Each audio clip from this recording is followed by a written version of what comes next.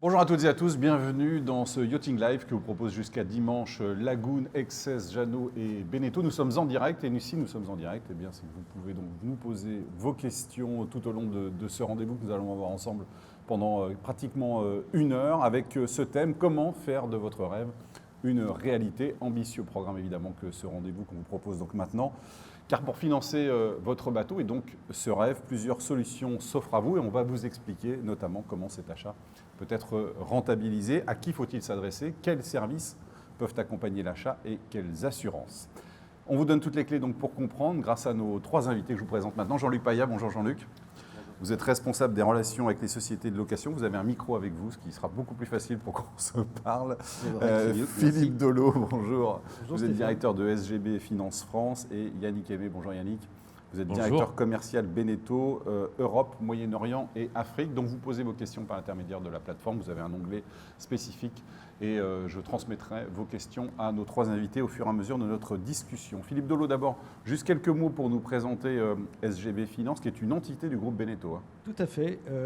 SGB est une joint venture entre CGL, qui est la filiale financement du groupe Société Générale, et le groupe Beneteau. Donc on est complètement intégré au groupe et on est dédié au financement de toutes les concessions en Europe de l'Ouest. Yannick, SGB, c'est aussi l'organisme en tout cas qui permet aux concessionnaires d'exposer des bateaux dans leurs concessions aussi. En fait, ça a deux points. SGB donc, finance les clients finaux qui sont les clients de nos concessionnaires, mais aussi, bien entendu, finance tout leur stock et bien sûr ce qu'on appelle leur plan d'exposition à travers les showrooms des concessions. Oui. En quoi c'est rassurant finalement pour le client de savoir qu'il y a cette relation tripartite finalement entre le constructeur, le financeur, le concessionnaire? Je crois que à tout niveau, ça peut être rassurant pour le client, déjà parce que on a une discussion entre le constructeur, son organisme financier et puis le distributeur. Donc ça préserve une certaine sécurité par rapport à ça. Ça permet aussi, ça nous permet de donner de la visibilité aux financiers pour justement à terme pouvoir mettre en place des plans de financement, de pouvoir avoir un financement adapté. Et puis surtout, derrière, ça nous donne une garantie pour le distributeur, lorsqu'il fait un financement, de pouvoir livrer le bateau et de faire la reprise. On va faire la reprise, évidemment, on en reparlera tout à l'heure. Philippe, est-ce qu'il faut aborder finalement l'achat d'un bateau comme on aborde celui d'une voiture en termes de financement? Non, alors pas exactement pour deux raisons. L'utilisation n'est pas la même. Oui, c'est sûr. On sert moins de son bateau que de sa voiture, à moins d'être un professionnel.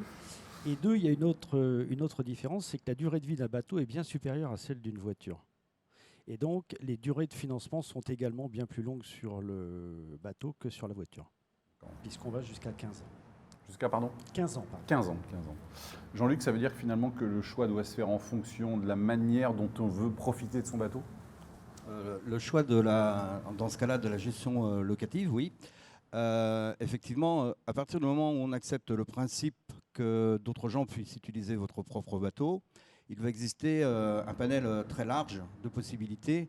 Par exemple, de confier son bateau pour quasi toute la durée du contrat et récupérer in fine, à l'issue de la période, le bateau et en devenir le propriétaire. À l'inverse, être propriétaire de prime abord et le confier que quelques semaines à une société qui va pouvoir en retirer suffisamment de revenus, mais simplement pour payer la place au port et des choses comme ça, les frais. Entre les deux, il existe une multitude de possibilités que l'on va détailler tout à l'heure pour laisser son bateau en location, pour acquérir des parts dans un bateau pour le récupérer à la fin, ou bien le revendre et en racheter un autre, ou rien faire. Dans tous les cas, le but, c'est d'en retirer des bénéfices, des revenus, tout en participant quand même à l'utilisation du bateau et donc en profitant en même temps. On y reviendra tout à l'heure, vous nous détaillerez toutes les possibilités. Philippe, est-ce qu'on peut faire financer finalement son bateau, quel que soit son prix d'achat? Tout à fait. On intervient sur tous les bateaux du groupe, donc sans aucune limite, du plus petit au plus gros. Ça veut dire quoi en termes de montant? Alors le plus petit, ça doit être aux alentours de 15 000 euros, je pense, 10-15 000 euros. Ouais. Et les plus gros, on a eu le plaisir de financer un Monte Carlo 105 qui valait 11 millions. Donc la fourchette est énorme. Bon, ça c'est vraiment très très rare, mais Ah oui, c'est très rare. ouais, très très rare, mais on l'a fait. Les durées, vous nous avez dit, c'est jusqu'à 15 ans maximum. Jusqu'à 15 ans maximum, Minimum. 3 ans minimum. 3 ans minimum. On va entrer dans le détail de ces financements, parce qu'on est là pour ça. On va commencer peut-être d'abord, Philippe, par le leasing classique, ce qu'on appelle Tout à la LOA, c'est ça? La LOA, tout à fait. Donc, Ça, on trouve ça chez les voitures aussi. exactement. Ouais. C'est le mode principal de financement sur les voitures. Donc la durée, c'est de 3 à 15 ans. Oui, les informations en Voilà, même temps qui qui sont très là, précises. et Ouais. avec des apports qui peuvent varier de 0 à 50% du prix du bateau. Voilà. Donc l'échelle est évidemment très large, entre 3 15 ans et 0,50%. Là, on est sur toute valeur de bateau. Hein. Là, on finance absolument toute valeur de bateau, tout à fait. Mhm. Principalement dédié aux bateaux neufs. Les occasions, dans certains cas, il faut qu'ils soient assujettis à TVA, c'est plus compliqué. À l'issue du financement, on a plusieurs solutions. Oui, et alors sur ce modèle de financement en LOA, la plupart du temps, la valeur de rachat est assez faible et donc le client prend sa valeur de rachat. On va parler après d'une autre solution en leasyboat où là, les valeurs de rachat sont plus importantes et où il y a plusieurs solutions. La TVA, ça c'est un Alors, vrai sujet. Tout à fait, c'est un vrai sujet. Alors, Ça a bougé en plus. Hein. Complètement, ça a bougé d'une Si manière vous assez nous expliquez brutale. ça clairement, qu'on comprenne Ok, bien. alors jusqu'au mois de novembre, la LOA sur le bateau de plaisance bénéficiait d'un avantage de TVA puisque la TVA sur les loyers était à 10% au lieu de 20%. D'accord ? Donc l'Europe a décidé de mettre fin à cet avantage et donc depuis le mois de décembre, on est maintenant sur un régime de TVA normal 20%. à 20%, c'est-à-dire qu'il n'y a plus l'avantage qu'il y avait avant. Il faut L'impact, oui. L'impact, c'est quoi? Alors l'impact, c'est sur le futur, puisque les dossiers qui sont en cours avec une TVA à 10% ont gardé cet avantage. Donc ils vont continuer, les clients qui avaient signé vont garder cet avantage jusqu'à la fin. Sur les nouveaux, eh bien, on ne va plus avoir cet avantage. Donc on va faire comme font tous les autres financements, que ce soit des motos, des voitures, des caravanes, des camping-cars, tout ce que vous voulez. On n'aura plus cet avantage. Voilà. Alors il subsiste quand même Une exception. une Il exception. y a toujours une. Il y a toujours une exception. Si votre bateau est en dehors, en permanence en dehors des eaux territoriales communautaires, d'accord, Il y a une subtilité. il y a une subtilité, vous pouvez bénéficier d'une exonération totale de TVA sur vos loyers. Mais ça, c'est si le bateau est en dehors pendant un certain nombre de... Au temps passé, c'est-à-dire que s'il est 5 ans en dehors de la D'accord. communauté européenne, vous avez une TVA à 0 pendant les 5 ans. D'accord. On a des questions déjà du public qui nous arrivent sur cette question de la LOA. Une question de Alain de Bandol. Comment cela se passe si je veux vendre mon bateau avant la fin de mon contrat de LOA? Alors, d'avoir un contrat de LOA est tout sauf un frein, puisque vous avez deux solutions. Soit vous vendez votre bateau, vous soldez votre contrat de LOA en même temps, et donc c'est une vente tout à fait normale. Mais vous pouvez aussi proposer la suite de votre contrat de LOA. D'accord ? C'est-à-dire qu'on fait un avenant de changement de locataire après une étude de solvabilité. Mais on fait un avenant de changement de locataire. On transfère le contrat à On quelqu'un? transfère le contrat à quelqu'un d'autre. D'accord. Et c'est d'ailleurs, sur le sujet que vous venez d'aborder, c'est d'ailleurs un gros avantage pour les contrats à 10% qui permettent de garder cet avantage de TVA. Quand on le transfère? Tout à fait. Voilà. D'accord. Donc je pense qu'on va avoir beaucoup d'avenants de changement de locataire dans les années à venir. Je pense aussi. Ouais. On a une deuxième question, je crois, de Sébastien de Brest. Une fois mon contrat de LOA en place, est-il modifiable? Alors, ça dépend à quel niveau. Oui, alors il y a plusieurs modifications. Vous pouvez modifier la durée de votre contrat sans excéder les deux extrêmes. C'est-à-dire que vous ne pouvez pas le raccourcir en dessous de 3 ans et s'il est 15 ans au départ, vous ne pouvez évidemment pas le rallonger. D'accord ? Vous pouvez également, en cours de contrat, faire des apports complémentaires. Si vous avez une rentrée d'argent, vous pouvez faire un loyer majoré et diminuer les restes de vos mensualités, etc. Et vous pouvez aussi, c'est un gros avantage de la LOA, vous pouvez en cours de contrat rajouter quelque chose. C'est-à-dire, vous avez un voilier, vos voiles ont 3-4 ans, vous pouvez les réinjecter dans le financement. Tout à fait. Et on modifie, on fait un avenant de modification d'échéancier. Donc c'est très très souple. Et pour tout type d'accessoires, j'allais dire accessoires, mais on achète un moteur, les voiles, quel que soit le financement. Tout à fait. On peut le réintégrer dans le contrat. Bonne question de Sébastien Tout à fait. On continue sur d'autres solutions, le leasing loc-assurance. Alors cela, comment ça marche? Alors, le leasing loc-assurance, c'est un contrat de LOA classique, mais qui est assorti d'une assurance tout risque, d'accord, du bateau. Et alors là, il y a un plafond, c'est-à-dire qu'on ne peut pas dépasser 400 000 € de prix de vente TTC du bateau, puisque ce sont les conditions qu'on a négociées avec notre assureur. Alors, on a un contrat qui est très très bien couvert, donc avec 5 ans de garantie en perte totale sans aucune vétusté. Ça veut dire quoi en perte totale? C'est-à-dire la perte, le vol ou la perte totale du bateau, c'est-à-dire qu'il est considéré détruit, et donc il est remboursé à la valeur à neuf, sans aucune vétusté pendant 5 ans. Il n'y a pas de vétusté non plus en cas de dommage partiel pendant les 5 premières années. Il y a une extension de la garantie du moteur jusqu'à 7 ans, ça c'est très important. Puis après, des choses, assistance 7 jours sur 7, etc. Et donc, c'est un contrat qu'on a négocié avec une compagnie d'assurance qui nous a évidemment fait, vu le volume d'affaires qu'on leur a amené, qui nous a évidemment fait des conditions préférentielles. Et l'avantage dans ce système, c'est que la mensualité comprend et le financement et l'assurance. Tout compris. Tout compris. D'accord. On peut peut-être prendre un exemple pour comprendre? Oui. L'exemple d'un bateau? Oui, on en avait Cap Camara, par exemple? Oui, un Cap Camara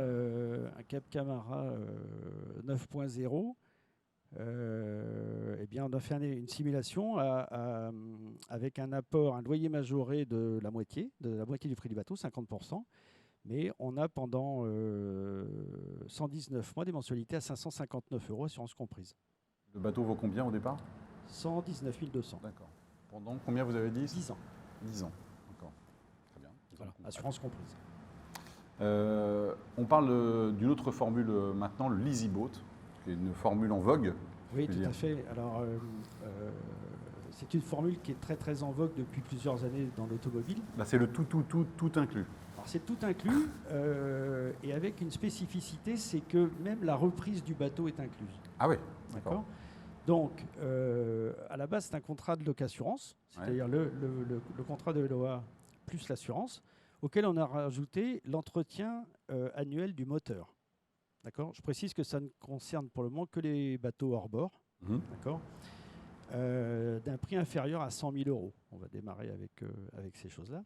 Et à la différence d'un contrat de LOA normal où la plupart du temps la valeur de rachat est très faible, là, au bout de 3, 4 ou 5 ans, elle est en général aux alentours de 50%. Et donc... c'est beaucoup plus que... C'est beaucoup plus que d'habitude, mais le locataire a deux options à la fin de son contrat. Soit il lève l'option d'achat, il rachète son bateau, qu'on peut évidemment lui refinancer, on peut refinancer la valeur de rachat, mais il a aussi, dès le départ, une garantie du concessionnaire qui va lui reprendre ce bateau pour le solde du contrat. D'accord. Donc c'est ce qui est très utilisé en automobile. Ça s'appelle en auto, ça s'appelle la plupart du temps de la LOA ballon. Ballon. Ballon, ouais. Parce qu'il y a un gros ballon avec une grosse échéance à la fin, c'est comme ça s'appelle. Voilà. Et on a créé ce produit, on l'a adapté au bateau il y a 2 ans maintenant. Et ça c'est une formule qui marche en tout cas. Comment? C'est une formule qui marche. C'est une formule qui marche, tout à fait. En termes d'assurance, qu'est-ce qui est inclus? Vous l'avez dit peut-être? La même assurance que l'assurance, exactement le contrat d'assurance, mais on a rajouté la mensualisation de l'entretien des moteurs. C'est ça, ça intègre finalement la quasi-globalité des coûts du bateau, effectivement. Un exemple peut-être, comme tout à l'heure? On a un exemple avec un Mary Fisher qui va s'afficher, oui, avec un Mary Fisher qui est vendu normalement, je n'ai plus le prix exact ici. C'est surtout la mensualité en fait. La mensualité, elle est à 299 € par mois pendant 5 ans, d'accord, et comprend donc le loyer financier, l'assurance tout risque et l'entretien du moteur hors bord annuel, d'accord. Et à la fin du contrat de 5 ans, il y a une valeur de rachat qui est de la moitié du prix départ du bateau, et que donc là le locataire a 2 options, soit il garde son bateau, il lève l'option d'achat, je répète qu'on peut évidemment lui refinancer, ou soit le concessionnaire qui lui a vendu le bateau s'est engagé à le reprendre pour la somme, et donc il se trouve libéré de tout engagement vis-à-vis de ce bateau. Et quel intérêt pour le concessionnaire? C'est-à-dire qu'il peut revendre un autre Alors après, bateau, évidemment. il peut surtout prévoir les reprises qui vont rentrer. Et oui, bien sûr, il a la visibilité. Et déjà, ouais. quelque part, le prévendre. C'est-à-dire que normalement, il doit garder le contact avec son client tout au long du contrat et savoir que dans 6 mois, voilà, il a tel bateau d'occasion qui va rentrer et tout faire pour le vendre. Yannick, ça c'est vraiment le Leasyboat, l'adaptation au nouveau mode de consommation finalement. Comme l'a dit Philippe, on le retrouve déjà dans l'automobile depuis bien longtemps. Ouais. Et je crois qu'aujourd'hui, on a besoin aussi de maîtriser un peu plus son budget. C'est une autre façon de consommer. On sait qu'on ne s'inquiète pas de combien on va payer le bateau à la fin ou quel est le coût à la base du bateau. On s'intéresse surtout de combien ça va nous coûter par mois et avec le budget que l'on a, qu'est-ce qu'on peut avoir comme bateau. Et c'est vraiment aujourd'hui un moyen fort et d'avenir justement pour notre profession et pour nos métiers. On avait des questions, je crois, sur le Leasyboat. Je ne sais pas si on va les voir, il me semble. Voilà. Question de Philippe de Paris. Comment se passe la reprise de mon bateau à la fin de mon Leasyboat? C'est ce que je viens d'expliquer. Hein. Il y a une option d'achat qui est fixée dès le départ du contrat. Et soit le client lève cette option d'achat, on dit lever une option d'achat, lève cette option d'achat soit en la payant cash, soit en la refinançant, soit le concessionnaire reprend le bateau pour le prix prévu au départ. Une autre question, de qui il me semblait qu'il y avait une deuxième question sur le Leasyboat. Y a-t-il des pénalités en cas de rachat partiel ou total? Sur le leasing, non. Sur le leasing, non. Non. D'accord. Alors, ce que je vous propose maintenant, c'est qu'on parte un peu plus loin d'ici, en Turquie, précisément, parce qu'on va retrouver un heureux propriétaire de bateau, monsieur Lettré, Jean-Louis Lettré. Bonjour. Est-ce que vous nous entendez? Alors, nous, on ne vous entend pas, mais je pense qu'on va... Je vois que vous nous entendez, visiblement. Donc, c'est déjà l'essentiel, mais le mieux, c'est que ce serait qu'on vous entende aussi. Ah, c'est parfait. Merci beaucoup. Alors là, on voit clairement que vous êtes à bord de votre bateau, non? Exactement. Alors, racontez-nous un peu ce qu'il y a autour de vous. Alors, je ne parle pas dans le bateau, mais bonjour madame également. Quel est l'environnement à l'extérieur du bateau? Vous êtes où précisément? Alors là, on se trouve à Fétier. Fétier, c'est pas très loin de Dalin, un aéroport qui se trouve entre Antalya et Marmaris. Ouais. Et Fétier, c'est dans une baie qui est la baie de Chèque, et c'est tout à l'est, au nord-est de la baie de Chèque. D'accord. Et vous êtes là depuis combien de temps? Alors, nous sommes arrivés le 7 décembre. Nous avons détruit le bateau quasiment. On a trouvé le bateau l'année dernière. Il est arrivé en Turquie à Marmaris vers le 10 novembre. Et on a pu y revenir que depuis le 7 décembre, de la raison évidente de transport, de Covid, de frontières fermées. Et là, nous sommes en Turquie depuis le 7 décembre. On a décidé de passer notre premier Noël à bord avec nos enfants, tous nos conjoints. Ils sont partis pour faire la fête du 31 avec leurs amis. Et nous, on reste parce que là, aujourd'hui, nombre de chances, il fait très mauvais. Ah, d'accord. Parce que ces derniers jours, ça ressemblait à quoi, la Turquie? Il fait mauvais, bleu, mais on a eu le temps depuis, on va dire que depuis le 7 décembre, on a eu 6 jours de pluie, au maximum. D'accord, on va s'arrêter là parce que ça va beaucoup nous énerver, nous, ici en France, monsieur Lettré. Alors, parlez-nous de votre bateau d'abord. Vous êtes à bord de quel? La Goutte 50. La Goutte 50, oui. C'est la Goutte 74. C'est une version propriétaire, donc avec la cabine tribord propriétaire et la cabine d'abord avec 3 cabines. On a une option sur le flotteur à bord de mettre une cabine au milieu. Et vous avez acquis ce bateau à quel moment? Alors on l'a acquis en janvier 2018, c'est notre troisième. Ah, c'est votre troisième Lagoon? Ah oui, on est très amoureux de la Goutte. Vous avez commencé avec quel modèle? C'était 450. Qui s'appelait Victus, qu'on a revendu l'année dernière au mois de juillet, on a financé en partie celui-ci. Et pour reprendre ce que vous avez dit tout à l'heure, c'est EGB Finance qui a également financé la reprise, la revente de nos premiers bateaux et qui pourtant avait une DBA complètement acquis. Donc ça fait aussi également chez EGB Finance. Ouais. Elle est fait en tout cas, c'est sûr. Du point de vue du financement, vous saviez de quelle manière vous alliez être financé avant votre achat? Enfin, c'était clair dans votre esprit ou vous avez hésité sur plusieurs formules? Alors, pour le premier, on a forcément c'est en 2011, donc les génies n'existaient pas encore. Notre personne qui s'occupait du dimanche, chez la à l'époque. Donc on était passé par une autre société. Ouais. Voilà. En revanche, pour le deuxième qui était un investissement purement investissement, c'était un petit neuf, on a rendu le gouvernement. Pour celui-ci, c'était acquis qu'on referait également un leasing. Et pour reprendre l'histoire de TVA tout à l'heure, effectivement, tout ce bateau est permanent qui, je suis au réel, donc de la chambre, pas la chambre. La chambre, pas de TVA, c'est sur. La démonstration par l'exemple, de ce que disait Philippe Delot. Ouais, ouais. Et pour vos acquisitions futures, parce que vous avez l'air de changer de bateau, vous changez de bateau tous les combien à peu près? Non, alors, je pense que le premier, on l'a gardé presque 10 ans. Ah oui, d'accord. Le deuxième, c'était un investissement. Oui. Là, on l'a vendu après 5-6 ans. Il n'y a pas beaucoup de couverture. Tout à l'heure, un principe du bateau sur le capital. Mais après, on commence à faire pas plus d'entretien. Donc, il faut juste le milieu entre ce que peut apporter l'investissement et l'entretien sur les bateaux. Il y a un moment donné où il faut revendre. Mais on ne fait pas tout sur le Parlez. Chez la Lune. Ouais. Le bateau bien plus, et la Lune est une marque qui va chercher. Ouais. Oui, donc à la revente, vous n'avez pas de souci. Ouais. Un petit peu, ouais. Parlez-nous un peu de votre vie là, de plaisancier, parce que ça m'a l'air extrêmement agréable. Vous vivez combien de temps de l'année à bord de votre bateau? Le bateau, c'est un peu spécial, si vous voulez. On a trois résidences. On est maintenant une institut suisse, une résidence suisse, et on partage entre la Suisse, la France et le bateau. Le bateau, à part l'année dernière, Oui, bien sûr. Là, le but de cette année, c'est de faire au minimum 6 mois sur le bateau. 6 mois sur le bateau, d'accord. Et vos prochaines destinations, elles sont déjà fixées? Pour l'instant, on est vraiment sur les envies. On est en pré-retraite, presque en pré-retraite. On a commencé à mettre depuis longtemps, plutôt faire de 15 jours, 3 semaines. Donc, on peut vraiment rester plus longtemps. Ils sont grands, ils sont en place. Donc, on peut vraiment rester plus longtemps sur le bateau. Là, on va faire quasiment 2 mois. Alors, c'est vrai que 2 mois entre décembre et janvier, on comprend que 15 janvier, pour la justice, c'est la période où rentrer, parce que c'est un froid.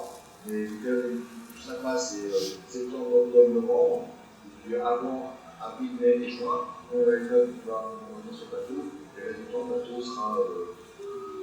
On va essayer de louer, ou voilà. Tout à l'heure, au moins amortir les frais de marina et l'éventuellement.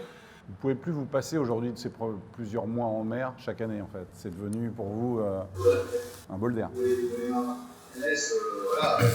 Pourtant, on est à la montagne, parce qu'on habite vraiment au sud dans la montagne. Oui. Il y a beaucoup de neige à Clermont. Juste avant de avoir en ligne des petites qui neigeaient beaucoup. La mer, ça m'appelle. Ouais. On a la chance on a fait quand même 3 voyages entre La Rochelle et Tutti. 2-3 dans un sens et un dans l'autre.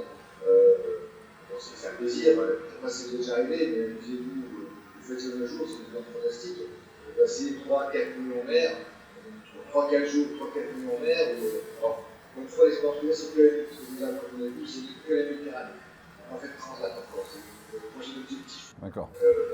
Et on peut déjà s'enlever de la Méditerranée et être vraiment sur le bateau. On va bien connaître quasiment on va dire que le bateau a fait d'abord Marmaris Cannes, donc on va à Cannes de 2019. Et après, on a fait La Rochelle, Cannes, et après Cannes, Marmaris. Donc on commence à mal connaître. Mais la mer, c'est un appel. Voilà, pour les gens qui connaissent. C'est une piqûre qui, pour mon épouse, lui a pris plus jeune que moi. Moi, ça m'a pris un peu plus âgé, il y a une trentaine d'années. Mais c'est agréable la mer. Et le plus merveilleux, si vous voulez, c'est de naviguer en pleine nuit avec des éléments, avec le vent dans les voiles, avec les étoiles, c'est exceptionnel. Merci beaucoup. Pourquoi un catamaran Pourquoi un catamaran? C'est important, même si la marque fait toutes les coques. On avait un monocoque avant, on avait un monohoule. L'avantage du catamaran, c'est que on fait vraiment de la plaisance, c'est-à-dire qu'on est sur une maison, sur l'eau. Voilà. Merci beaucoup de nous avoir fait partager votre passion, bien sûr, et puis aussi votre Mais de vécu rien. sur la thématique de la journée. Merci beaucoup. Juste, Oui, je vous en je prie. voudrais citer qui est exceptionnel chez SGB, c'est Stéphania Caillotto, qui est vraiment une vraie professionnelle, qui sait expliquer avec des mots très simples les financements, ce qui n'est pas souvent facile. Et pour reprendre ce que vous avez dit tout à l'heure, effectivement, SGB est très très flexible sur pas mal de choses. Voilà, je voulais le dire également. Je n'ai pas été payé pour dire ça, hein, je vous promets que c'est Merci beaucoup. Merci, Monsieur Lettré. On vous laisse profiter de cette belle destination dans laquelle vous êtes. Merci beaucoup de votre témoignage. À bientôt. Merci beaucoup. Philippe Deloy ou Yannick, un commentaire, Yannick Abbé? Ouais. Oui, ben, on sent un client heureux. Hein, Oui, je vous confirme. C'est le moins qu'on puisse dire. Donc c'était la confirmation de ce que je disais tout à l'heure sur la navigation au réel, en dehors de l'Europe, où ce monsieur a la chance de ne pas être assujetti à la TVA sur son leasing.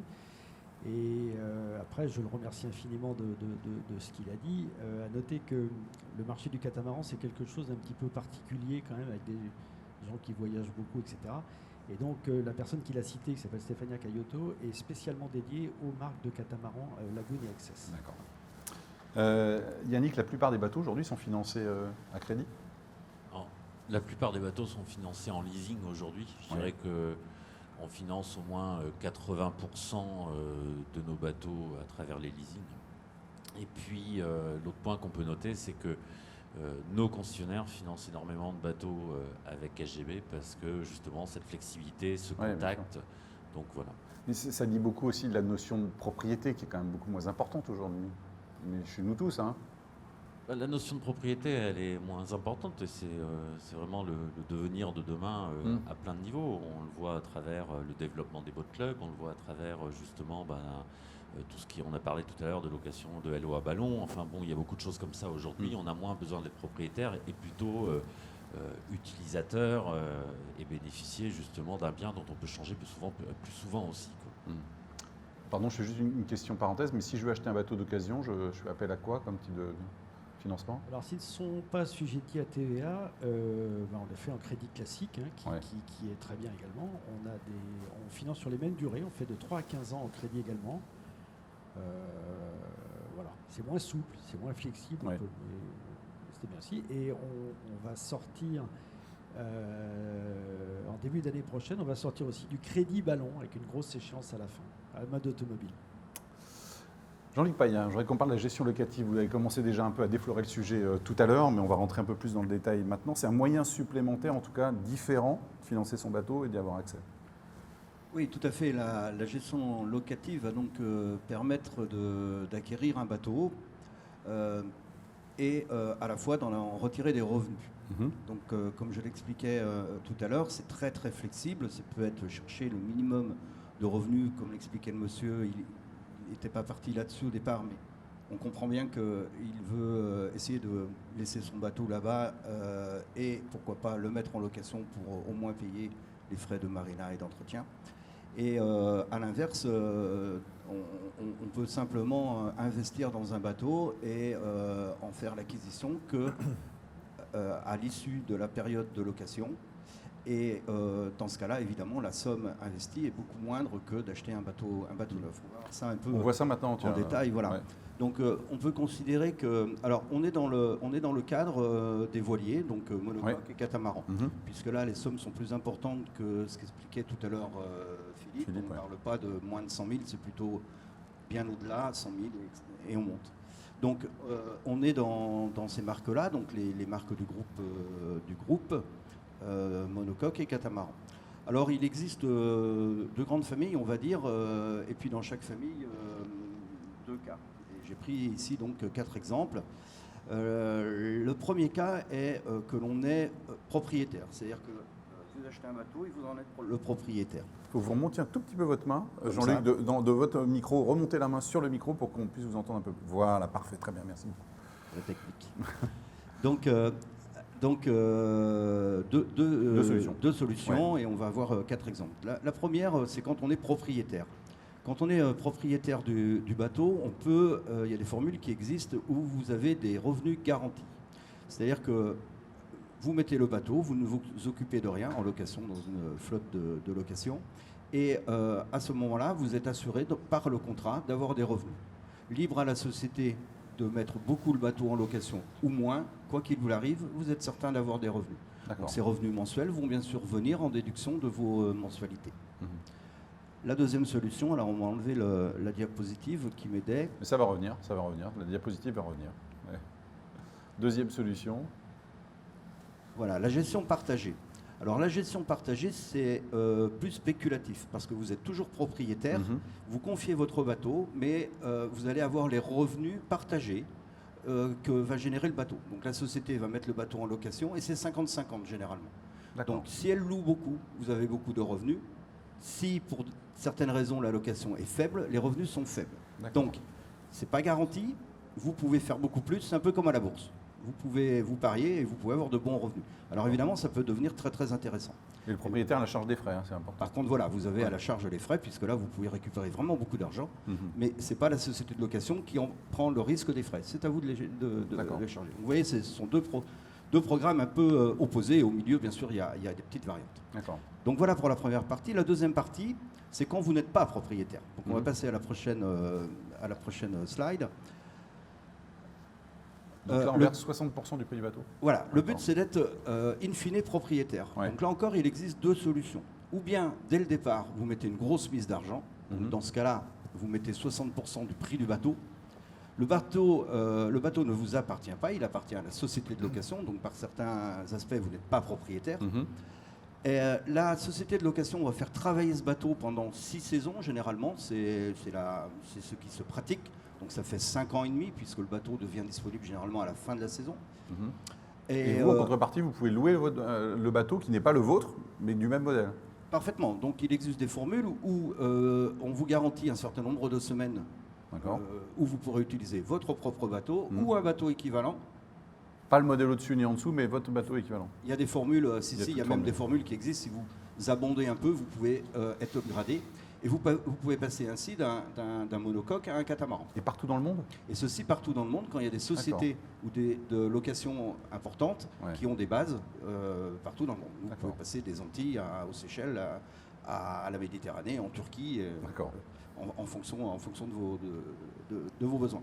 Et à la fin, donc, dans ce cas-là, puisque vous avez mis une grosse somme dès le départ, que le bateau il a travaillé pendant 6 ans, donc il a assuré des revenus à la société de gestion, eh bien le bateau, avec l'euro symbolique, le bateau devient votre propriété. D'accord. L'autre solution, la quatrième, enfin, c'est une option d'achat. Donc dans ce cas-là, c'est un peu plus flexible, c'est-à-dire que la société, toujours propriétaire du bateau, elle va vous demander un apport plus faible, qui sera de l'ordre de 20 à 25%. Même principe, elle va travailler avec le bateau pendant 5-6 ans, 6 saisons. Vous pouvez toujours en profiter, seulement à la fin, c'est pour ça qu'on appelle option d'achat, vous avez le choix d'acheter le bateau pour la valeur résiduelle qui est de l'ordre en fonction de la mise de départ, on peut le voir ici, de 20 à 25% aussi. Vous avez le choix de vendre le bateau. Vous avez le choix aussi de le faire reprendre par la société au moment où vous repartez avec un nouveau bateau. D'accord. Donc c'est plus flexible. Ça coûte un peu plus cher, mais c'est plus flexible. Donc voilà, on a vu ici 4 exemples, 4 possibilités qui sont pratiquées largement par les sociétés de c'est ça, vous nous parlez de ces gestions de sociétés locatives, mais je la trouve comment? Parce qu'il y en a des dizaines sur le marché.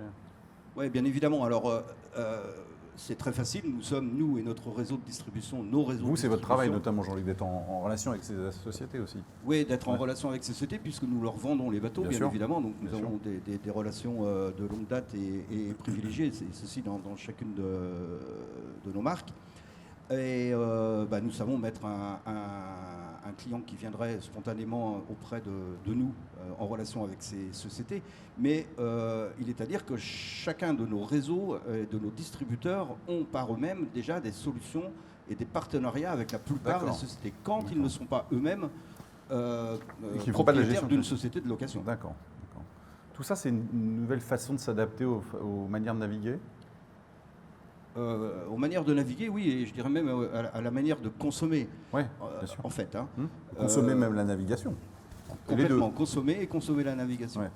Il est vrai qu'il y a il y a quelques années, on aimait posséder un bateau, le mettre dans un port. Ouais, on prenait un mois de vacances. On prenait un mois de vacances, Ouais. mais on était limité autour de ce que permettait de faire le mois de vacances avec son bateau. Donc, Exactement. on ne pouvait pas avoir d'autres horizons. Donc le fait d'avoir, de louer ou de mettre son bateau en gestion, c'est que, on l'a vu, on pouvait profiter de destinations différentes. Quand on est propriétaire, on peut aussi changer son bateau de base. En Méditerranée, on peut le mettre à Palma, et puis l'année suivante en Italie, ou en Croatie, ou en Grèce, Turquie. Donc c'est un moyen beaucoup plus souple. On accepte, je pense, aujourd'hui plus facilement de partager, c'est entrer dans les mœurs, de partager un bien, une villa, un Ouais, bateau. On Donc parlait ça, tout à l'heure, on disait tout à l'heure sur la notion de propriété en fait. la notion Ouais. de propriété a évolué. Ouais. évidemment. Et puis, en bon père de famille ou en bon gestionnaire, on va dire, c'est vrai que c'est un investissement souvent assez important. Ouais. Et ça permet d'en avoir une rentabilité, même si ce n'est pas forcément le besoin qu'on en a, mais c'est de la bonne gestion. Et pour d'autres, ce sera le moyen d'acquérir un bateau plus grand, puisque si on vise 100, avec ça, on peut avoir 150, 160, 200, en fonction des possibilités qu'on vient de voir.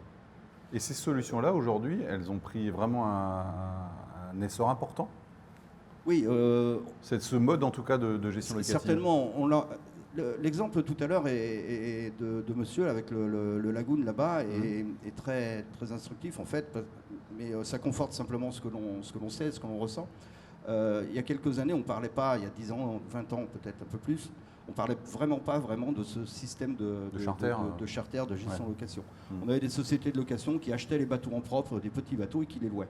Aujourd'hui, il y a une multitude de sociétés qui offrent ces services-là avec des investisseurs. Donc on peut dire que pour le monocoque, en tout cas, et peut-être le catamaran certainement aussi, quand on parlait de 5, 10, peut-être 20%, on va peut-être maintenant vers, in fine, un bateau sur deux qui, quelque part, d'une manière ou d'une autre, peut être concerné par la gestion. Ouais.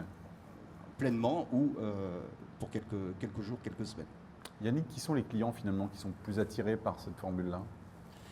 Je crois que déjà Jean-Luc a donné une bonne image justement du type de clientèle qu'on pouvait retrouver à travers ce type de financement et de mode justement de consommation.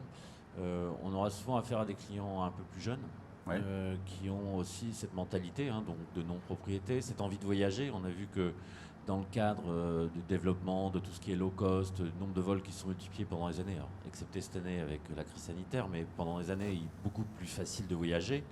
Et ça donne justement, ça ouvre les horizons. Et ça, c'est, je crois, le plus important, des gens qui ont envie de consommer différemment, voyager un peu plus, et avoir aussi des fois ce qu'on a connu dans la passion du bateau auparavant, où les gens étaient très marqués voile, monocoque ou multicoque ou bateau moteur. Aujourd'hui, on a changé. On aime bien aussi passer peut-être un jour d'un monocoque à un multicoque, de passer d'un bateau à voile à un bateau moteur. Et ça permet ça, c'est de dire, je vais pouvoir aller voyager une semaine aux Antilles, une semaine en Turquie, une semaine en Corse, dans le même période de vacances, au lieu d'avant où j'étais obligé d'aller avec mon bateau pendant 4 semaines dans le même port d'attache. Donc voilà, tout ça c'est... Et puis j'arrive, le bateau il est prêt quoi. En fait. Oui, c'est ça. Pas de souci au départ, pas de souci à l'arrivée. Ouais, en plus c'est vraiment ce qui est recherché, c'est que il n'y a pas à s'occuper du bateau. Le bateau, on arrive, on tourne la clé, on le laisse, on le retrouve quand on revient. Donc, on n'a pas l'entretien, on n'a pas les assurances, on n'a pas... voilà, c'est du j'arrive et je pars tout de suite avec, et ça c'est vraiment très agréable aussi. Et donc le bateau dans ce cas-là était aussi quelque part un outil, donc c'est aussi le gage, la société va vraiment s'en occuper bien, et on sait bien qu'un bateau il vaut mieux qu'il travaille, qu'il sorte, que de rester au ponton sans naviguer en fait. On a une question, je crois, que j'ai vu apparaître, une question de Paul de Lyon. Y a-t-il un intérêt à passer via une société pour acquérir son bateau pour une gestion locative? On peut faire autrement? Alors, oui, on l'a vu un peu. En fait, dans la question, il y a deux solutions, effectivement, deux réponses. On peut acheter le bateau d'abord, en devenir propriétaire et consulter ensuite une société de location, ou à l'inverse, aller directement voir la société de location qui va vous proposer un modèle ou des modèles de bateau. Il y a les deux solutions. Est-ce qu'on a d'autres questions? Je regarde. Comment est-ce que je choisis le modèle de bateau pour ce type de programme, nous demande Raphaël de Lyon à nouveau. Ouais, c'est la bonne et grande question en fait. Yannick, tu connais aussi ce genre de questions. Vous partagez la réponse? On peut partager la réponse. En fait, le modèle, là encore, il y a deux solutions. C'est soit on impose le modèle, et puis on aura les revenus que la société de location va bien vouloir nous donner. Et puis à l'inverse, on va voir la société de location qui va dire, voilà, moi je vous propose un choix, mais parmi ces bateaux-là. Parce que par exemple, ils auront 5 cabines, 4 cabines, et ça va rapporter plus qu'un 3 cabines. Alors qu'à l'inverse, le propriétaire, peut-être que lui, il voudrait un 3 cabines. Donc la discussion est Je autour crois de que ça. c'est un choix aussi au moment où on va décider d'une gestion locative, à discuter justement avec la société de qu'est-ce qui est le plus adapté. Et puis après, des fois, il faudra trouver des compromis. Parce que c'est sûr que pour le propriétaire, c'est intéressant d'avoir un maximum de revenus. Et le but, c'est que le bateau il soit loué. Donc il faut qu'il corresponde aussi à la zone. Donc si vous mettez un chauffage et puis absolument un chauffage, pas de climatisation dans certaines zones, ça ne marchera pas. Voilà, c'est exactement les cas qu'il faut traiter et discuter en amont. Une autre question. Alors non, ça c'était tout à l'heure. Ah oui, sur la formule Leasyboat, si je déménage, comment ça se passe pour les révisions? Alors, oui, c'est une très bonne Nous question. demande Dominique des Sables d'Olonne. Oui, Alors votre main un tout petit peu plus haut sur le micro. Voilà, parfait. Merci beaucoup. les révisions peuvent se faire dans n'importe quelle concession de la marque. Ah, d'accord. D'accord. Voilà. Donc, vous achetez un Beneteau, vous allez dans n'importe quelle concession Beneteau, vous faites votre révision et la facture sera réglée par SGB puisque le client l'a dans sa mensualité. Voilà. Donc, on peut aller faire sa révision partout. Voilà. Yannick, vous lui apportez un complément? Non, je crois que c'est clair, ça fait partie de nos garanties aussi, donc de faire ces révisions, mais c'est vrai que de faire ces révisions chez le distributeur, et d'autant plus avec la garantie SGB qui gérera le financement et le paiement du distributeur, quelle que soit la zone. Une autre question, quels sont les avantages fiscaux de la LOA, Philippe? Alors, c'est ce qu'on a dit tout à l'heure. L'avantage fiscal de la TVA au forfait à 10% a disparu depuis le mois de décembre, donc celui-là, on n'en parle plus. Par contre, il subsiste ce dont bénéficie Monsieur Lettré, c'est-à-dire une exonération totale de la TVA si vous justifiez que votre bateau est en dehors de l'Europe. C'était son cas, Voilà. ouais. Très bien. Est-ce qu'on a d'autres questions? Je n'en vois pas pour l'instant. Le temps que peut-être qu'on ait d'autres questions qui arrivent. Un mot, parce que dans le cadre de ce Yachting Live, Philippe Dolo, vous proposez un certain nombre d'offres. Oui, tout à fait. Ça, Alors, on va peut-être les passer en revue, les offres exceptionnelles Yachting tout à Live. fait. On a fait des promotions sur nos 3 produits. 2 bateaux achetés, un bateau offert, hein, c'est ça? Ça, c'est avec Yannick qui faut voir cette chose-là. C'est avec Yannick, ça se règle. Non, on a sorti une promotion en crédit pour les bateaux d'occasion. Ouais. C'est important parce que avec la fin du forfait de TVA, il s'est vendu beaucoup de bateaux Eh oui. qui ne sont pas encore livrés et donc il va y avoir beaucoup de reprises. Ces D'accord. reprises, il va falloir les vendre, il va falloir les financer. Mhm. Donc on a sorti des promotions en crédit avec des taux assez bien placés à partir de 2,59%, ce qui est assez bas pour du crédit à la consommation. Mhm. Donc ça, c'est en crédit. Ensuite, en LOA, avec un plafond à 700 000 €, parce qu'on a considéré qu'après, chaque tarification est vraiment unique. Ouais. Mais jusqu'à 700 000 €, on offre, hormis l'apport évidemment, Ouais. jusqu'aux 3 premières 3 premières mensualités. mensualités. D'accord. Ce qui peut quand même représenter une somme tout à fait appréciable. Et l'assurance, c'est. Alors, il y a L'assurance, donc je rappelle que c'est plafonné à 400 000 €. Ouais. Donc on offre également jusqu'à 3 loyers et auquel on rajoute 12 mois d'assurance. D'accord. Donc c'est vraiment des promotions très intéressantes. Donc on a baptisé Yachting Live évidemment et qui sont valables jusqu'au 31 janvier. Et pour les bateaux livrés impérativement après le 20. C'est ce que je vois. Oui, parce qu'on a un Ouais. tout petit problème technique sur les 12 mois d'assurance offerts, mais c'est rien. D'accord, très bien. Et les frais de dossier sont offerts Et il n'y a pas de frais de dossier dans aucune de nos formules. dans aucune des formules. Dans aucune de nos formules. D'accord, très bien. Merci beaucoup, messieurs, pour ces éclairages et puis pour le témoignage aussi de Monsieur Lettré. Merci Yannick Hévé, merci Philippe Dolo, merci Jean-Luc Payat. Merci beaucoup. Merci à vous de nous avoir suivis dans ce live du Yachting Live. Le Yachting Live, ça continue avec Lagoon, Excess, Beneteau et Jeannot jusqu'à dimanche soir. Merci de votre attention. Au revoir.